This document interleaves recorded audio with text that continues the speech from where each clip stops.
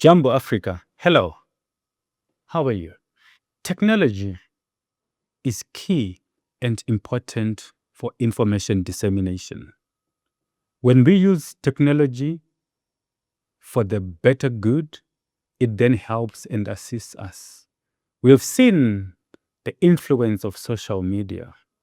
I can pinpoint one recent incident which involved the government of Malawi and its deputy president, who was supposedly going on the 26th of December last year.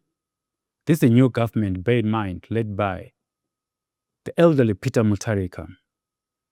And Dr. Ansah, the deputy president of Malawi, was about to go on a joyride to London with her lover, costing the taxpayers millions of US dollars. And through proper use of social media, they were exposed. And the government of Malawi came. In the beginning, they denied. Eventually, they accounted for it. So what then it means is that there is power that you can derive from social media. It has so much influence if it is used for the right purpose. As we sit today, this is just a day before elections are held in Uganda. The internet, we spoke about this 2 days ago, that there was an allegation and a threat and some confirmed reports that the government was going to shut the internet. And guess what? Boom! The internet has been shut in Uganda. This is at the eve of the election. We are also cognizant that the army has already been deployed in Kampala and other major cities in Uganda. So the question that one has currently is that why has the government shut down the internet in Uganda? The internet plays a key pivotal role, that is information dissemination. People are able to connect from the different parts of the world. You are able to get live news, that is a live production of news. But unfortunately, without internet, people have tried previously. I think the issues of internet being shut down in Uganda started plus minus 2016. But then people bypassed it because Facebook was blocked. Then people bypassed it. They used VPN and other platforms. Now they've shut down the internet. Elon Musk is involved because people in Uganda, they also do use Starlink. So that Starlink now is being used to silence the voices of the people in Uganda. Because we know that currently, with internet, people are able to produce live news as onlookers, as bystanders, as observers from wherever we might be observing from. We are able to have real-time data in terms of the violence, the gross human rights abuses in Uganda. We are also able to have real-time data in terms of the vote counts. So at least there's no suffocation of the democratic space. Bear in mind, one of the core principles of democracy is equal opportunities for all, equal opportunities for the voters, equal opportunities for all the citizens of Uganda. But unfortunately, the political playing field is not level for Uganda. Those who are in power have it easier than those who are challenging those who are in power. So currently, in the boxing ring of Uganda, there's about 8 candidates who are vying for the presidential position. Out of the other candidates, there's only one candidate who has been a target by the government. It is none other than the ghetto president, the ghetto youth, Bobi Wine, the 40-odd-year-old Bobi Wine, going in with a tried, blood-tasted, vicious, self-styled commander-in-chief of the defense forces in Uganda. That is President Yoweri Museveni, who shares the same DNA as Idi Amin. Very violent, does not hesitate to pull the trigger. Any day, any time. Bullets are fired, shots are fired, threats are made.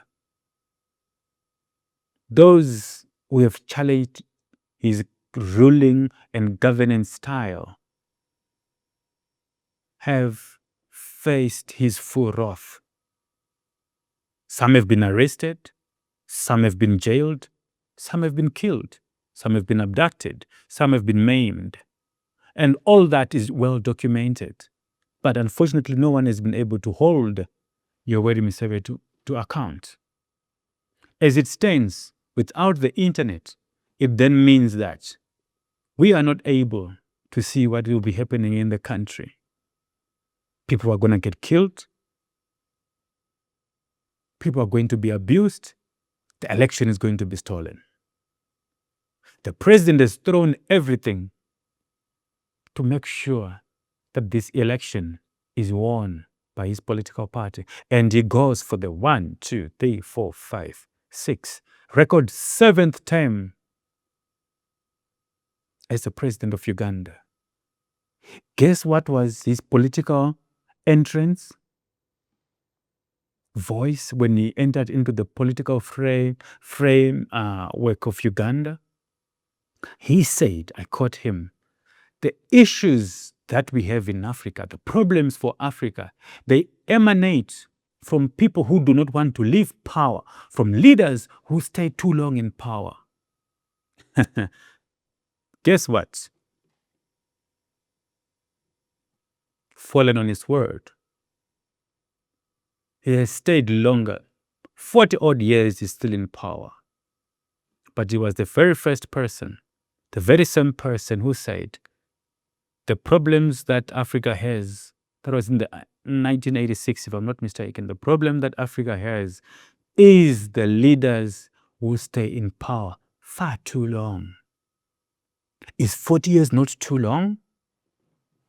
I know at some point Robert Mugabe came up and said, this thing of politicians coming into power and say, no, my first term was not okay. I was elected and I was not able to do this. And then the second term was not enough, was short. Now I want to go for the third term because people still want me. He said, that's nonsense. Within a proper democratic system, there should be term limitations. Initially, term limitations were there, but he changed the whole system. Now he's going for the record 7th term. Bear in mind, there is nothing wrong in a leader staying in power, even if it means they stay in power for 100 years. There's nothing wrong. The issue comes, we only start talking when people are being abused in the country, when powers that they have are abused. When the democratic principles, the basic core democratic principles are not respected. When any voices, the dissent voices are silenced, we start talking. When people start getting butchered, we start talking. When there are no election observers being allowed into the country, we start talking. When the internet is shut down on the eve of the election, we start talking. We start questioning the authenticity of the democracy. When one political party is allowed to campaign freely and another political party is not allowed to campaign freely, we start questioning the authenticity and credibility of that particular election. And this is exactly what has happened in Uganda. Bear in mind, the shutting down of internet and electricity transpired in Zimbabwe in 2018, fateful August 2018, where people were shot at. The people who were shot by the army, they were not running towards the army. They were not attacking the army. They were shot at the back. It tells you they were running away, but they still were shot, using live ammunition.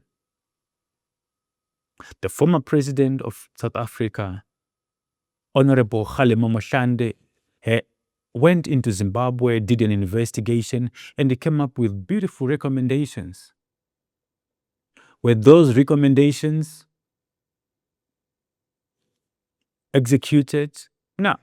It just became another report, which is gathering dust in the shelves. What a waste of taxpayers' money. Internet was shut down in Tanzania. Internet was shut down in Madagascar at some point. It was shut down in Ethiopia, in Tanzania, in Nigeria as well.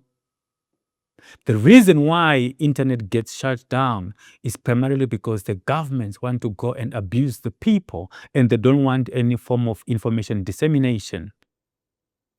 Information should not move within the country, and there's no information which should move outside of the country. These are the guys who are controlling the means of production, and that is not good for democracy. That is undemocratic. The elections should be free and fair. Of course, we know that there's nowhere in the world where elections were free and fair. But the situation in Uganda is worse. Things are not going the way they should be going. The president is abusing people. We have seen how Bobi Wine has been abused in Uganda. He has been shot at. His rallies are disrupted. He's tear gassed. But he has remained resilient. He has remained resilient. And there's a lot which is at stake in this election. And also chances of him winning are very slim because of the state machinery. But Bobi Wine said, we keep marching, we keep the fight going, irrespective of the results. We keep going. And currently Bobi Wine has declared that if the election is stolen, we are going into the streets. People are going to demonstrate. People are going to march. Tires are going to get burned. People are going to toy. Is this the new Africa that we want? We've always prayed for a peaceful, democratic Africa. But unfortunately, sometimes people are pushed. If we wake up tomorrow with a coup d'etat in Uganda, these are some of the telltale signs.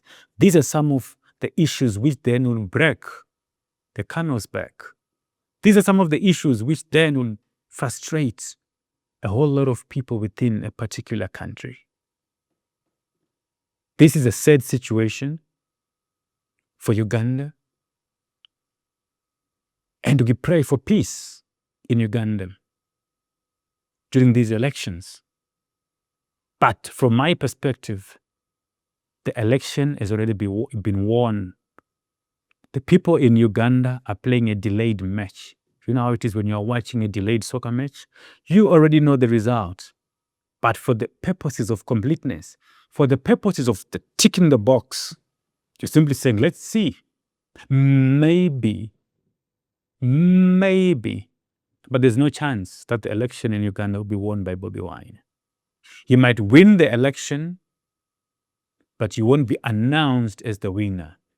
He who counts the vote is more powerful than he who goes and vote. Those who count, they can sway the result either way. And there's no right of recourse. The judiciary system is captured. So where will Bobi Wine go and report this? African Union? What are they going to do? Nothing. Cry, my beloved Africa. Still on that notion of cry, my beloved Africa, we have currently 2 people who are traveling from Zimbabwe across the African continent by bikes. They're traveling and they're going to Nigeria. They've been on the road for the longest of times, cycling. They've spoken about the issues of borders that we have in Africa. And on a lighter note, they listed the difficult borders to cross. And today, something funny happened. They've just crossed over into Gabon. And they shared a video with the immigration officials in Uganda, in Gabon. So on the video, the person stamping their passport and checking the passport, the system is manual. There are no computers, there are no scanners. The guy, he looks at it and they write and they put a stamp on it. That's it, done, sorted, you can go. But the funny part of it is that the immigration office in Gabon, right next to the guy who's sitting dressed formal, right next to him, there is a lady who's cooking. She's busy frying some fish or something of some sort. And it's humorous, but at the end of the day, we say Uganda got its independence a very long time ago. And Uganda is debt-ridden.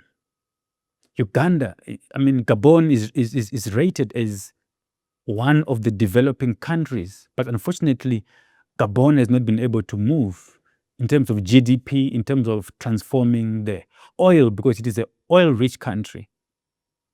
And there were some reports that by 2025, 2030, the reserves will be spent. But a country which is debt-ridden, having oil, they were releasing at least 300, 400,000 barrels a day, if I'm not mistaken. But what have they done with that money? Zero. It's a country with a very small population. Obumayeng, the soccer player, hails from Gabon. They are at the Africa Cup of Nations. This, once again, another issue, another scenario of us as Africans attaining power. The moment we attain power, we're not able to transform our own communities. Cry, my beloved Africa.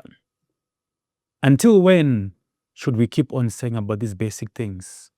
The whole country without a scanner at the border? Something happening in Zimbabwe, the whole country does not even have, at some point, not so long ago, at the airport, people were writing tickets manually, airline tickets manually, instead of just simply printing those things. A machine is not even expensive. But all these things happen when you've got people who are in power, corrupt leaders who are not completely sold out to transforming issues within their communities. As far as the elections in Uganda are concerned, Bobi Wine, keep fighting. The election results, most likely they would not be in your favor. But I salute you for the fight that you've brought to Yoweri Museveni. I salute you for remaining resolute. The journey has not been easy, but you have stood tall, firm, and rooted, simply for the transformation of the lives of people in Uganda. You've left your comfort zone and you've gone to fight for the basic rights of the people of Uganda. The people of Uganda and Africans owe you, Bobi Wine. We owe you. We have seen it and we will keep on speaking about it. We wish you well in the elections which are happening tomorrow, and we pray for peace. Unfortunately, we know the outcome of the result because this is a delayed match. If the decision is to go into the streets, so be it. That is the language that these governments understand. If tires must burn, let tires burn. Probably if blood must be spilled, let blood be spilled. If that is worth the democracy, if that is worth the respect of the wishes of the people in Uganda, so be it. Remember the nations, all our countries in Africa, we fought for them. So if blood was spilled then, blood can still be spilled. If those who are in power are becoming dictators and abusing everyone, maybe they should be eliminated. 1 minus 1 is equals to 0. 2 minus 1 equals to 1. Because I believe at this point there are other ways and means of running a country. The so-called democratic processes are not democratic. We have seen with Captain Ibrahim Traore. We have seen with Captain Sankara. They can. It is doable. You can take power by force and go and transform your communities. If anyone touches Ibra now, like my father, Bishop Maponga, I'll also take a gun and go and defend Africa. If and when Captain Traore is touched. To Burkina Faso, we celebrate you. To those in Uganda, we wish you well. And nothing else but the respect of your right, which is your right to vote. We'll come back on the next episode and speak about the outcome of the elections in Uganda. But for now, keep well, stay blessed. Asante sana.